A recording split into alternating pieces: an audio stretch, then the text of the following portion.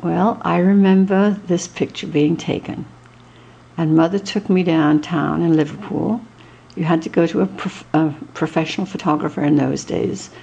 Not many people had their own cameras, and I wouldn't stand still, and furthermore, I wouldn't smile. And one of the reasons was he took so long. He was under a black cover with the camera, and I think telling me to watch the birdie or whatever. I think I didn't like it at all. And I remember clearly my mother getting very annoyed with me because I wasn't smiling. And I remember those leggings because it had lots and lots of buttons. And Mother used one of those special button hooks to fasten, and they kept my legs nice and warm. Yes, I remember that day very clearly. And anyway, I don't know how old I am here, but I guess a couple of years after this picture was taken, the war broke out. And we were living in Liverpool, and we were bombed very, very heavily. In the beginning, not much, I believe, but then I remember the bombing very, very clearly. And it was frightening. I remember all my siblings were out working, and Mother used to ask them to try to hurry home so we could see if we could have tea before the Jerrys came over to bomb us. And there were many, many nights we didn't have shelters. We would be out walking looking for shelters. Because I guess in the beginning, England never thought Germany would attack us.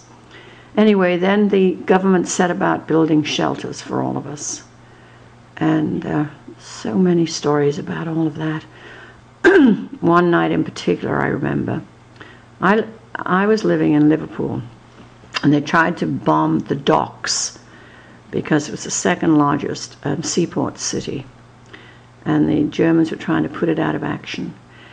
And one night it was very, very bad, and we all had to try to find a shelter. We found a shelter, and just before we got into the shelter, a bomb dropped behind us, and my brother, Leslie, and my father were flung to the ground, and my mother went into hysterics. She thought they'd been killed.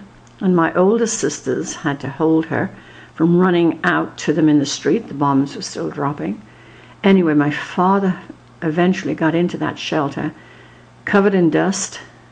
And the minute he saw that shelter, he made us all get out of there. And I remember my mother saying, "Richard, we've just gotten in here. It's the only place we could find." And he said, "We've got to get all the children out of here." The reason being, when bombs dropped, people panicked inside these brick shelters, and so many people were trampled to death. So that night I remember very clearly the searchlights, the bombs, the planes, the incendiary bombs, the chaos. And we walked and we walked, and we finally found a shelter that night. And it was deep with water, but some of my siblings found extra bricks and made a little seat for my mother to sit on and hold me. And my mother said, "Well, finally, thank God, we're safe."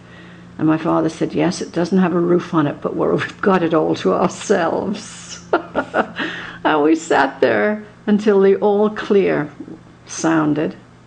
That was a terrible night, I remember so clearly. And then we all walked home, and the first thing we had to do when we all got home was run around the house and check for damage. And I don't know if that's the night, or was it another night, but when we got back into the house, the back side of the house had been shifted with the power of a bomb blast. And I remember Dad getting blankets and pillows and everything and stuffing up the hole. And I remember I was always crying because I was always tired, and it always seemed to me we'd walked a lot. And there was nothing to drink, there was no water, there was no gas, because the gas companies used to turn the gas off because they were terrified of fires with the bombs dropping on the houses. Anyway, shortly after that, I remember our school was evacuated. It was considered too dangerous to keep the children in the city, even though we were in the suburbs of the city. So Mr. Churchill decided that all of the children under a certain age had to be evacuated into the country. A lot of them were sent to Canada. Sadly, one of the boats filled with children leaving Liverpool was torpedoed. All those kids were drowned and killed. Our school was evacuated. We went off to Wales, a place called Coedpoeth. And I remember that clearly because instead of doing schoolwork, we practiced walking in an orderly fashion to the railroad station. And we would go up and down to the railroad station. And when we weren't doing that, we would walk circles around the playground in an orderly fashion, holding on to your partner that you had to be with. Anyway, our parents didn't know where we were going. None of us did. So we were all, when the day came, taken to the train station, and all had to board these trains, and our parents had no idea where we were going or who we were going to live with. And I remember we kids had a lot of fun on the train. I remember certainly a lot of the boys swinging off the luggage rails and everything else, and it was very noisy and very rowdy. But then when we'd arrive at some village stations, some of the car cabs were emptied out, and we didn't know. I didn't know what was going on. But then eventually it became our turn to get out, and we were told to get out of the car cab, and we were ushered into this tiny, teeny little village station.